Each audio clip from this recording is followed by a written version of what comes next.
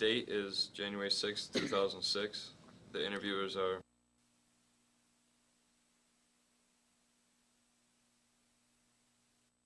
full name. Kevin Andrew Kilduff. When and where were you born? January 30th, 1949, in Bronx, New York. How would you describe your childhood? I grew up in the Bronx until I was almost 10 years old, and it was a lot of fun. I came from a good family, loving family. I was going to some good schools, and then we moved. I was one of 7 children. I have 6 sisters. I was the only boy, and in 1958 we moved out of the Bronx up to Rockland County, New York, New City, and that's where I spent the rest of my childhood.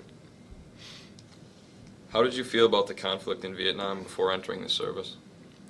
The way I recall it, there was some, was very mixed feelings. I was the son of a World War II veteran who had spent time in a prisoner of war camp, and that was kind of, as Tom Brokaw has said, that was kind of the, the greatest generation. Those guys kind of just did what our country asked. So, I was kind of brought up with a lot of that, do what your country asks of you. And but the year before I went into the service, I lost a very good friend of mine, killed with the 101st Airborne out in the Ashore Valley in Vietnam at a place called Hamburger Hill.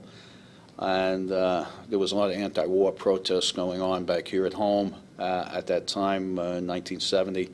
And so, as I said, very mixed feelings, yet I felt a stronger obligation to do what our country asked of me, and that was to go into the service and eventually go over to Vietnam.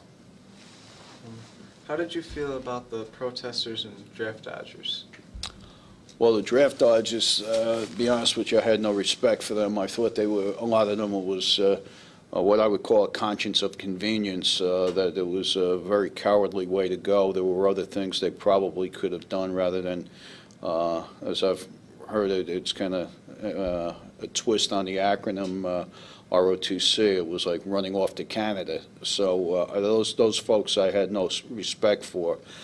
Some of the anti-war protesters, I also thought it was a little conscience of convenience, but some of those folks might have been more genuine opinion, and I had a little bit more respect for them, but not a heck of a lot.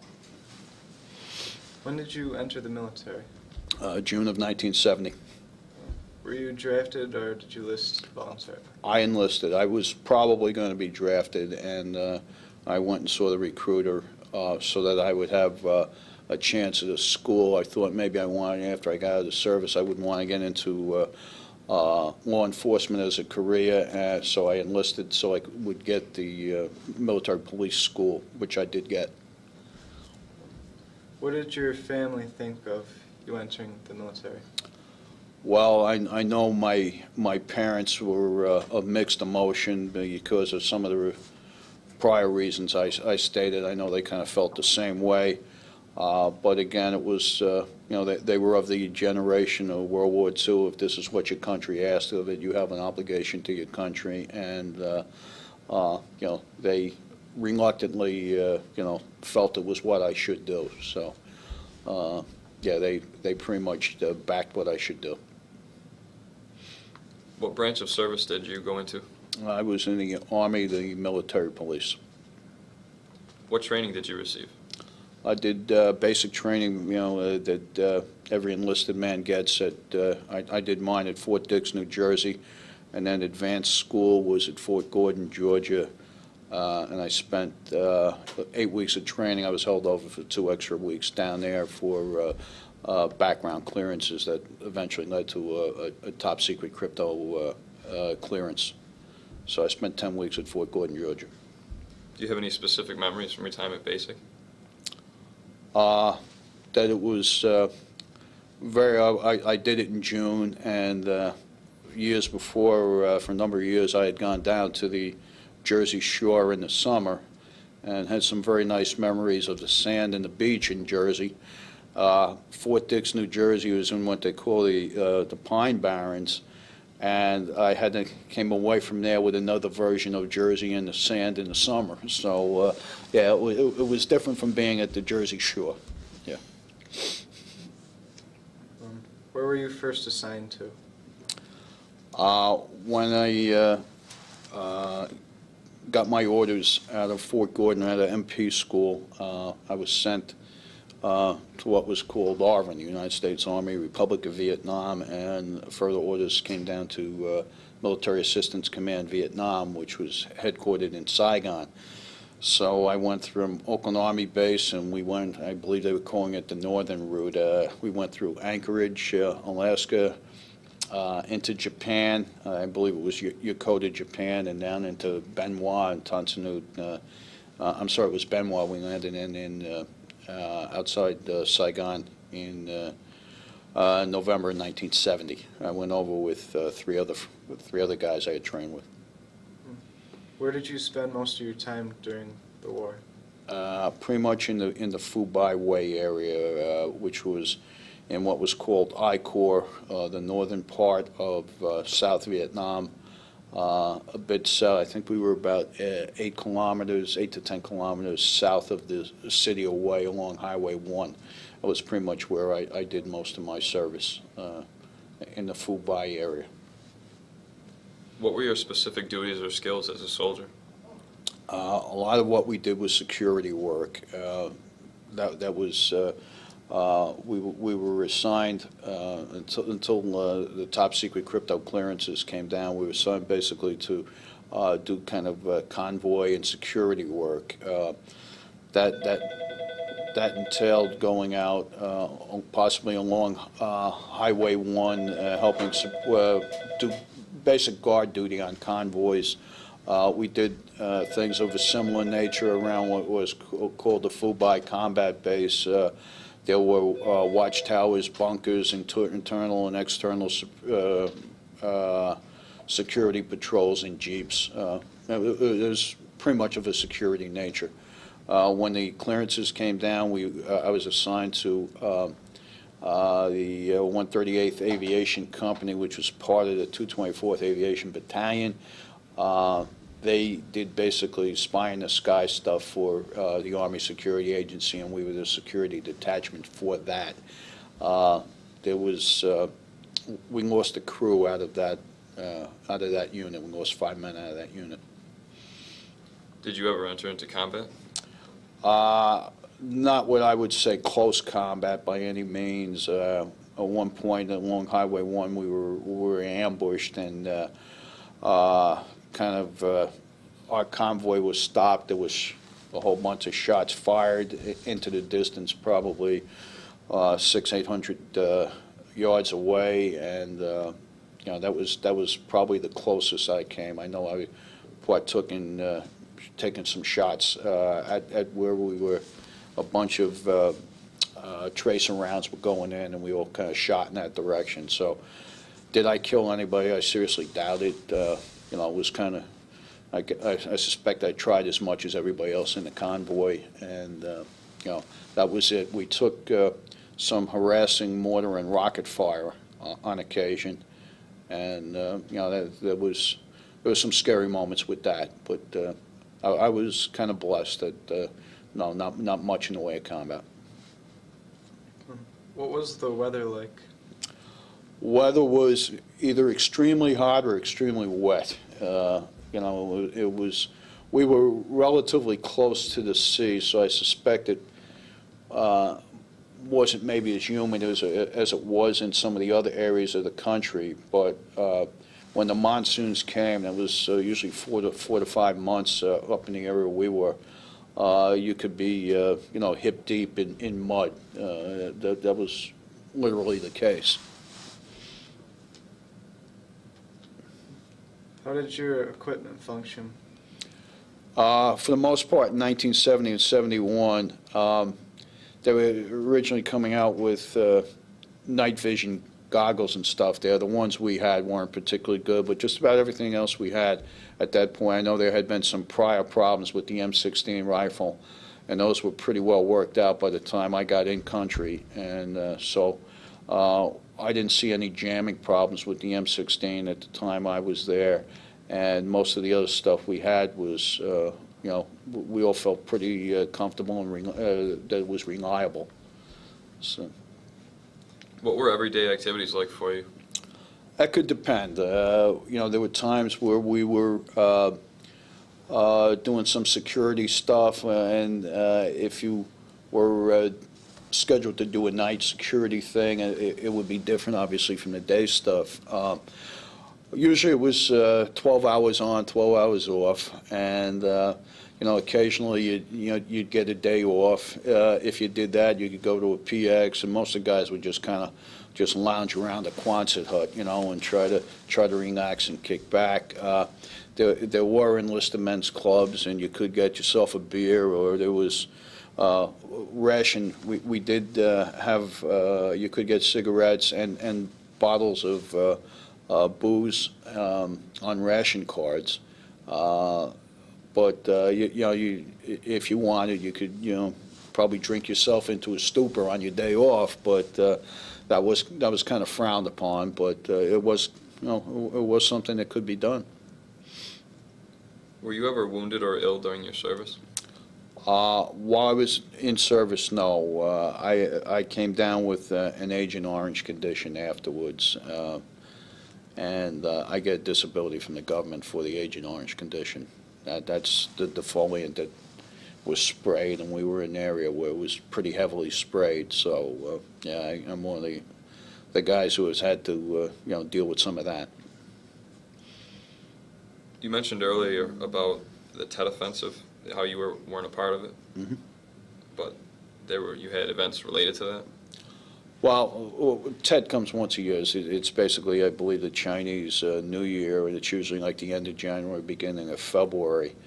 And I believe the year I was there, we took some, we might have taken some mortar rounds, but we were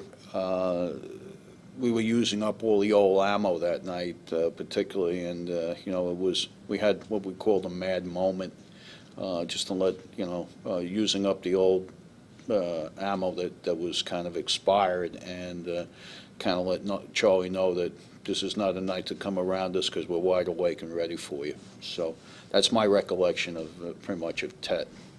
We were fortunate in 1970 and 71 that nothing serious happened. The worst Tet was 1968, when they tried overrunning a lot of different bases. And the guys who were there will tell you that was not a fun time to be in South Vietnam. How did you feel about U.S. involvement in Vietnam? Personally, I don't think we had a real focus on what our mission was.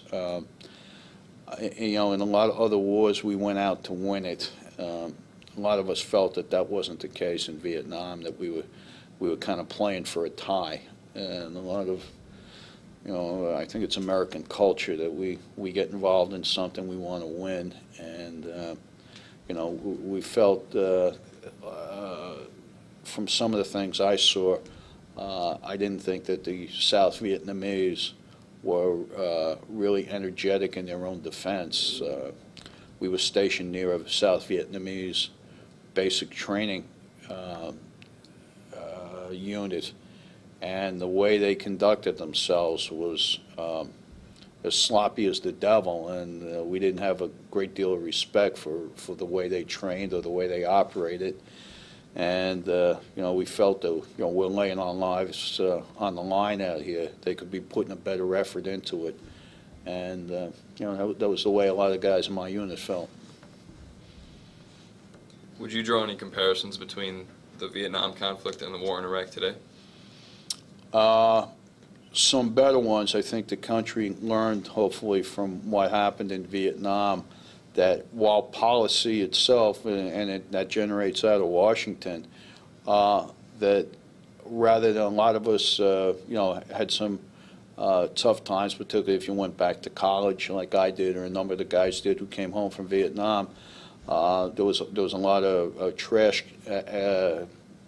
conducted at individual servicemen or returning veterans, And I don't think that's the case today. I think the country is pretty much respecting the efforts of our troops, our young men and women over in Afghanistan and Iraq.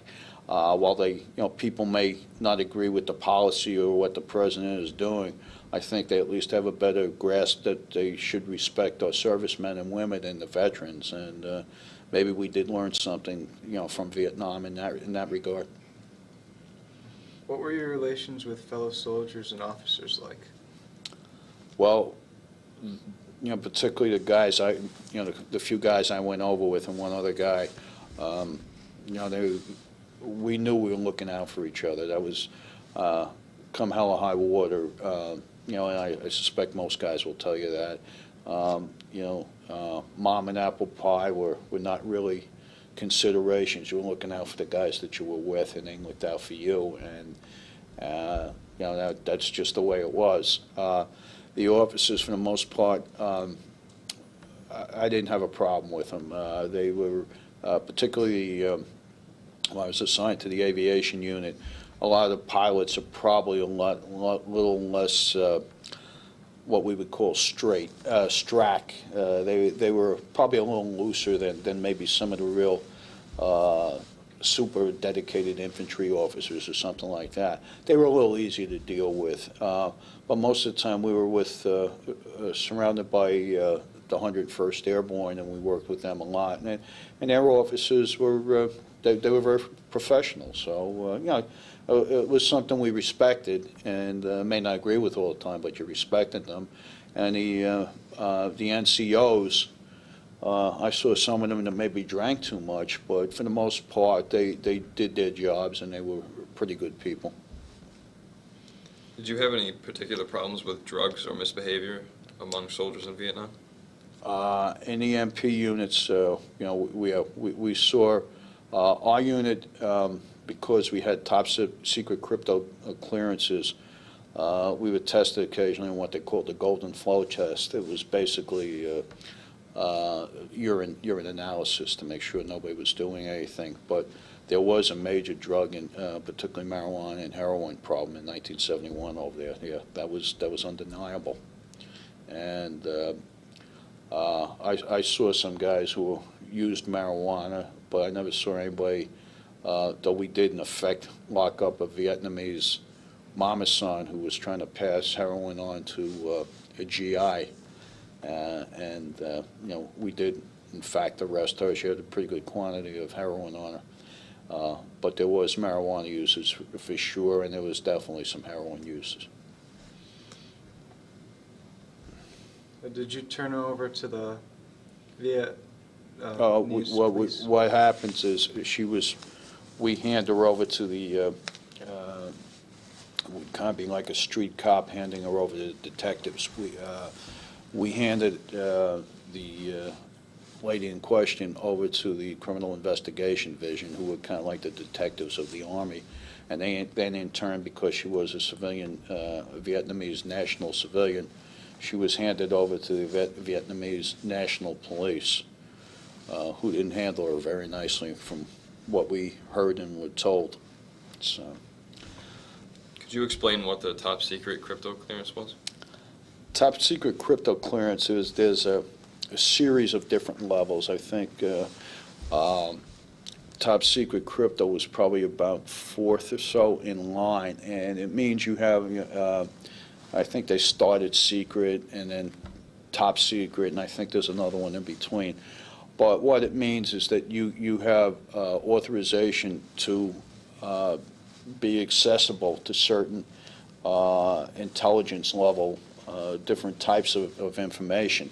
Now, we as the security detachment, the people that were in our outfit were basically doing radio and voice analysis of different things, intercepts on the Ho Chi Minh Trail in the southern part of North Vietnam. We as the MP detachment basically had no need to know exactly what they were doing. We just had the need to make sure that nobody was mishandling information on our side, or that anything was being misplaced or not handled according to the proper best practices that were in place. Do you remember any cases where there's a mishandling of gadgets? To be honest with you, what happened was occasionally some of the crews would come back, and there were special things on these planes. We do occasionally have to do sweeps of the planes, these being U-8s and U-21s, and they usually had 4 to 5 people on them, and some messages or equipment was left on them that shouldn't have been left on them. In practice, you were supposed to report it up the chain of command. Generally, you'd kind of try to grab the guy on the side and say, hey, come here, you might want to grab a hold of this, or, you might want to go back and check what's out, So generally, these guys were generally friends of yours, and, it was one of those things we didn't want to really go getting their chops busted, but we made sure it was taken care of, but we probably didn't go up the chain of command sometimes the way we should have.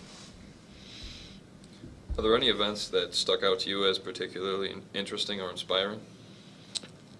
I would say just more than anything the camaraderie of the people, and the people from all over. I met folks from all over the country, and it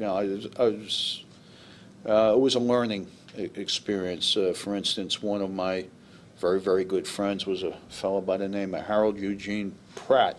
He was from Bonaparte, Iowa, a small area of Iowa. I believe it's in the southeast corner of Iowa, and they would send he would once a week get a small town paper, and it was classic small town Americana. So we'd all sit around, probably have a beer, and listen to him read how Mrs. Jones' cat was taken down out of the tree by the 4-H club or something. I'm exaggerating, but that's kind of the way things went. And or whoever had the biggest pig at the 4-H fair. And guys like us from the New York, or guys from the West Coast, California, or Chicago, would be laughing our tail off, because this is stuff we never saw. But we were young guys, 20, 21 years old, so we were seeing a whole bunch of guys from around the country, and it was a nice mix of guys. When did you leave Vietnam? In December of 1971. I was over there for 13 months. Could you explain some of the items you brought in and how you received them? Basically, most of the ribbons here, I wish I could remember what they're pretty much either campaign ribbons or unit citations. I believe there's one in there. It's the Army Commendation Medal, and I think that was, if I remember correctly, that was probably for grabbing the woman with the heroin, if that's what it was. We had some unit citations that I didn't bring with me. This is basically the MP, we call it a brassard, but I forget what it was called. Well, it's the MP shoulder piece. That was basically myself as a young GI. This is the Soldier's Handbook.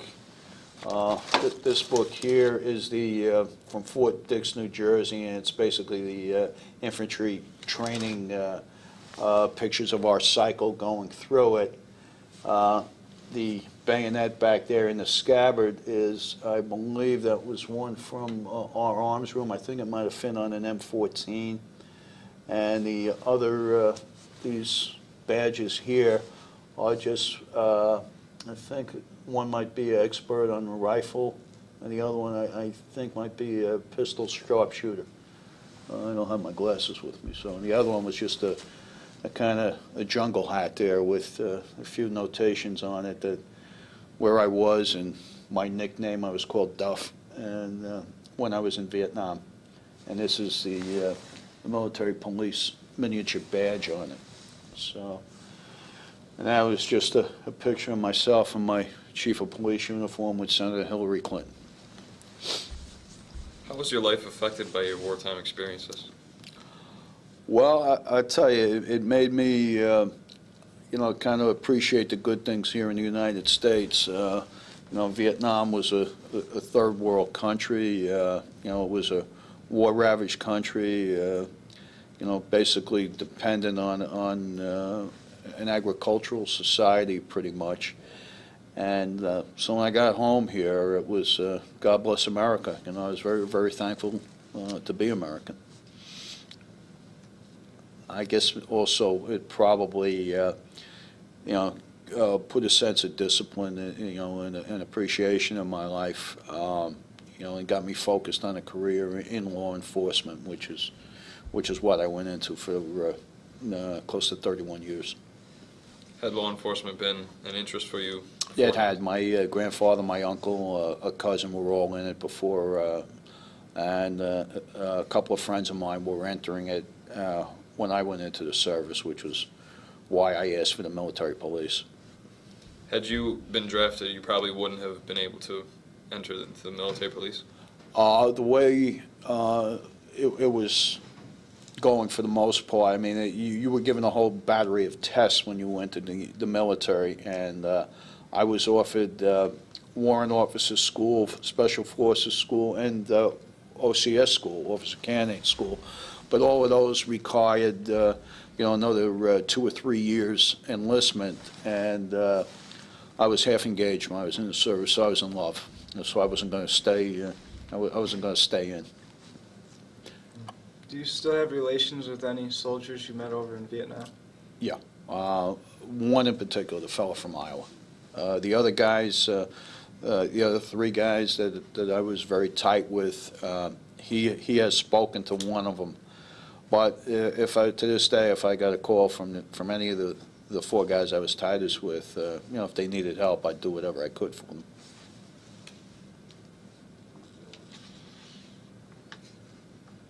Your service affected any decisions later after you got out? Oh yeah, I was. It was a main reason why I went into law enforcement, and to me, I think the self-discipline I learned in the military certainly helped me in the law enforcement career. Do you have any interesting stories from your law enforcement career? Probably a few. Some of them I probably wouldn't want to put on tape, but yeah, I was. 1981 October, I lost two friends, guys I had known for a number of years. In Rockland County, it's called the Bronx shooting, and it was the leftover bunch of Black Liberation Army and the Students for a Democratic Society who had gotten together. They were just leftover radicals from the late 60s, early 70s, and they surfaced in Nanuet, New York, and in Nyack, New York, and right on the border of the town of Clarkstown, the village of Nyack, by the entrance to the thruway. There was a major shootout, and 2 of my friends from the Nyack Police Department were killed.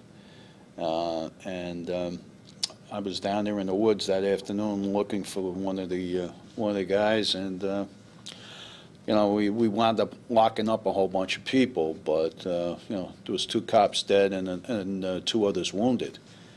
So that was one. A whole series of other ones. I've been involved in saving some lives. I came in drug raid one time. I came too close to taking a life, and I was fortunate I didn't have to. I almost shot somebody, and that's not a feeling you want to have to go through. I mean, if it was necessary to do it, I would have done it, but I was fortunate it didn't happen. After 911, I was the chief of police for the town of Clarkstown, and within about 6 hours after that, I had to send 25 guys down, and we didn't know if it was going to be a rescue or a recovery operation. At the time, we thought it was a rescue thing. And these were guys I had worked with. A number of them were very good friends of mine, and we sent them down to ground zero. And we thought, with all the explosions, we didn't know, the country didn't know what was going to happen, and particularly the first 6 hours. And I had 25 of my guys down at ground zero, and that's not a fun feeling. As much as I wanted to join them, my place wasn't there.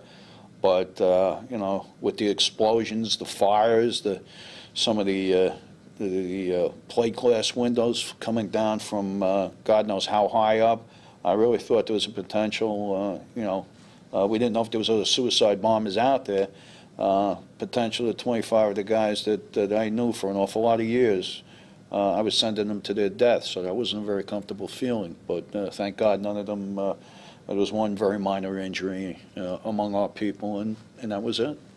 So I was fortunate. But, yeah, we lost, from the town of Clarkstown that day, we lost, from Rockland County, we lost, I believe it was 72 people, and I think the town of Clarkstown, we lost 24. And there was 3 people I knew personally that got killed down there. Is there anything else you'd like to mention or touch on? No, just I think it's a wonderful program you folks are doing here, you guys are doing, and I can't commend you enough. And it was a privilege and an honor for me to be asked and to be here. I hope maybe I gave you a few insights, and it's nice to see your generation doing what you're doing, and we old-time knuckleheads appreciate that. So thank you very much. Thank you for coming. Okay, happy to do it. Thanks, guys. You're doing a good job here. Sam, you did a heck of a job back there. Okay.